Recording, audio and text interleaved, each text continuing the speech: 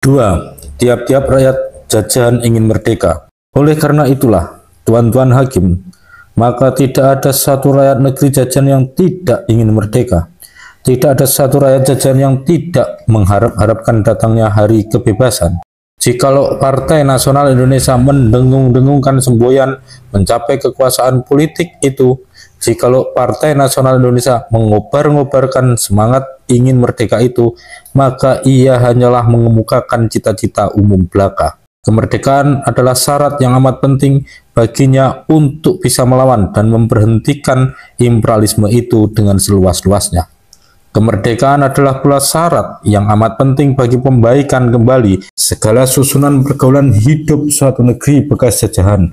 Suatu syarat yang amat penting bagi rekonstruksi nasionalnya. Ya, kemerdekaan adalah syarat yang amat penting bagi kesempurnaan rumah tangga tiap-tiap negeri, tiap-tiap bangsa, baik bangsa timur maupun bangsa barat, baik bangsa kulit berwarna maupun bangsa kulit putih. Tiada satu bangsa bisa mencapai kebesaran genre kemerdekaan nasional, tidak ada satu negeri bisa menjadi teguh dan kuasa, umpamanya ia tidak merdeka. Sebaliknya, tiada satu negeri jajahan yang bisa mencapai keluhuran, tiada satu negeri jajahan yang bisa mencapai kebesaran itu. Oleh karena itu, maka tiap-tiap bangsa jajahan ingin akan kemerdekaan itu, ingin supaya bisa mencapai kebesaran itu. Tiap-tiap rakyat yang tak merdeka, tiap-tiap rakyat yang karena itu tak bisa dan tak boleh mengatur rumah tangga sendiri secara kepentingan dan kebahagiaan sendiri, adalah hidup di dalam suasana yang rusuh, yakni hidup di dalam suasana yang kami sebutkan tadi, hidup di dalam suatu permanente onrus, kerusuhan yang terus-menerus, yang tersebabkan oleh tabrakan daya-daya yang saling bertentangan itu. Suatu keadaan yang tidak boleh tidak menimbulkan pula keinginan keras akan hilangnya pertentangan-pertentangan itu, yakni keinginan keras akan berhentinya ketidakmerdekaan itu tadi. Dari Maroko sampai Filipina, dari Korea sampai Indonesia, melancar-lancar kemana-mana melalui gunung dan samudra. Terdengarlah suara yang memanggil-manggil kemerdekaan itu. Bukan saja dari mulut rakyat yang baru saja merasakan pengaruh imperialisme, tetapi juga, ya malahan terutama, dari mulut bangsa-bangsa yang sudah berabad-abad tak menerima cahaya matahari kebesaran. Sekalipun sudah berabad-abad mereka menjajah, begitulah Jules Harman menulis lagi, sekalipun sudah berabad-abad mereka menjajah, adalah suatu kebodohan apabila si penjajah itu sudah menyangka bahwa ia dicintai. Butalah ia apabila menyangka bahwa masyarakat yang dijajah itu merasa senang mengalami penjajahannya. Bagaimanapun juga lemahnya atau merosotnya, bagaimanapun juga biadabnya disangka orang bangsa yang terjajah itu, bagaimanapun juga jahatnya kaum ningratnya, atau sebaliknya, bagaimanapun juga beradabnya mereka itu dalam tingkah lakunya, dan bagaimanapun juga tajam otaknya dianggap orang, mereka itu akan memandang kepergian atau hilangnya penjajahan asing selalu sebagai suatu pembebasan. Mengertikah orang sekarang apa sebabnya Prabu Joyoboyo yang menujumkan kemerdekaan itu terus hidup saja berabad-abad dalam hati rakyat? Mengertikah orang sekarang apa sebabnya di dalam tiap-tiap surat kabar Indonesia, di dalam tiap-tiap rapat bangsa Indonesia, juga kalau kami yang disebut penghasut tidak menghadirinya? Sebentar-sebentar terbaca atau terdengar perkataan merdeka. Mengertikah orang sekarang apa sebabnya sampai partai-partai politik yang paling sabar atau sedang pun, misalnya Budi Utomo dan Pasundan, yang toh terang sekali bukan perkumpulan kaum penghasut, juga sama mengambil cita-cita Indonesia merdeka, sebagaimana disyaratkan bagi penerimaan menjadi anggota PPPKI. Partai Nasional Indonesia hanyalah lebih terang mengemukakan cita-cita itu.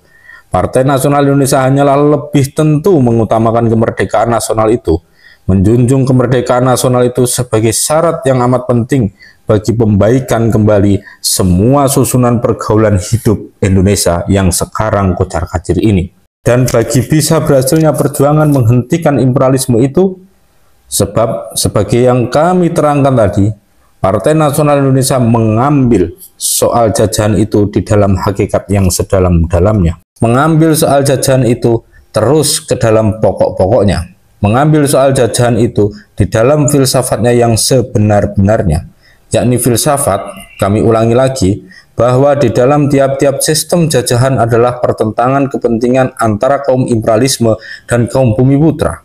Bahwa di dalam tiap-tiap sistem jajahan umumnya, keadaan-keadaan adalah dipengaruhi, dicapkan, diperuntukkan bagi kepentingan-kepentingan imperialistis. Bahwa karena itu, di dalam sistem jajahan manapun juga, kepentingan bumiputra tak bisa terpelihara sesempurna-sempurnanya.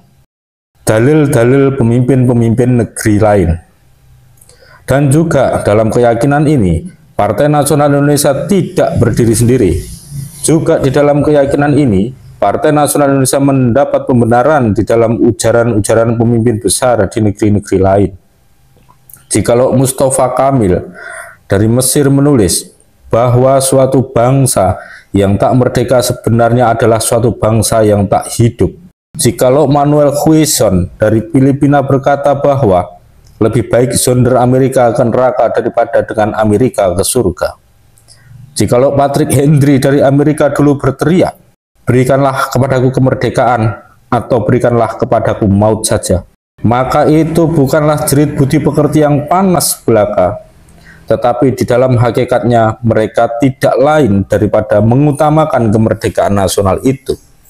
Jikalau kita membaca pemimpin Irlandia, Michael David menulis, baik keselamatan, baik bujukan, maupun undang-undang yang menguntungkan, tidak akan memuaskan bangsa jika kami tidak mendapat hak untuk memerintah negeri kami sendiri.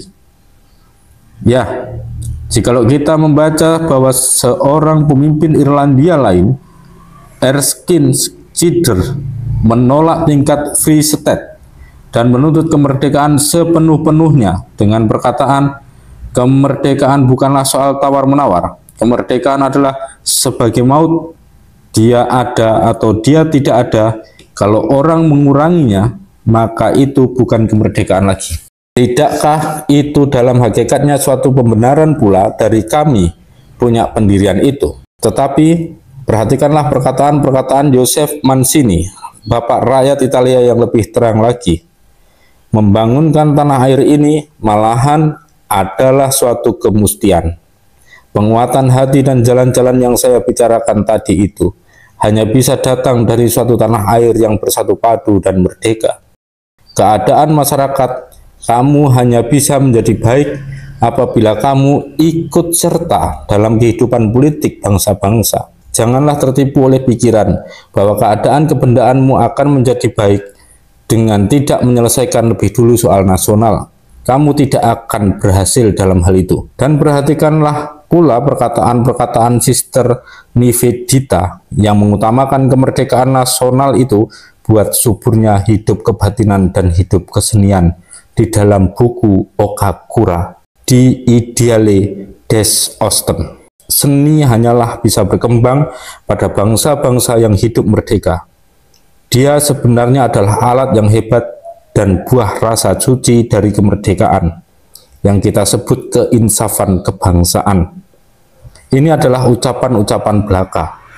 Prakteknya, marilah kita misalnya mendengarkan Dr. Sun Yat-sen tentang San Min Cui, di mana Bapak rakyat Tiongkok ini sudah menunjukkan bahwa Tiongkok sebenarnya tidak mempunyai kemerdekaan nasional yang sejati, melainkan malahan adalah suatu hipokoloni, menggambarkan terganggunya rumah tangga Tiongkok itu dengan kata-kata.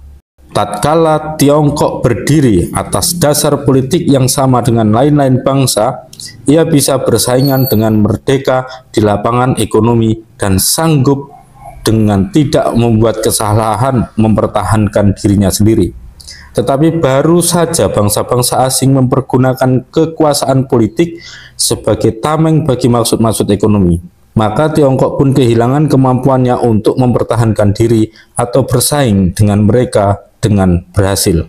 Dan sekarang, sesudah kemerdekaan nasional negeri Tiongkok itu makin lama makin teguh, maka ahli pikir Inggris H.C. Wells menulis, pada zaman sekarang ini bisa jadi bahwa lebih banyak tenaga otak yang baik dan lebih banyak orang yang sungguh hati bekerja untuk membuat modern dan menyusun kembali peradaban Tiongkok daripada yang demikian itu kita jumpai di bawah pimpinan bangsa Eropa manapun juga.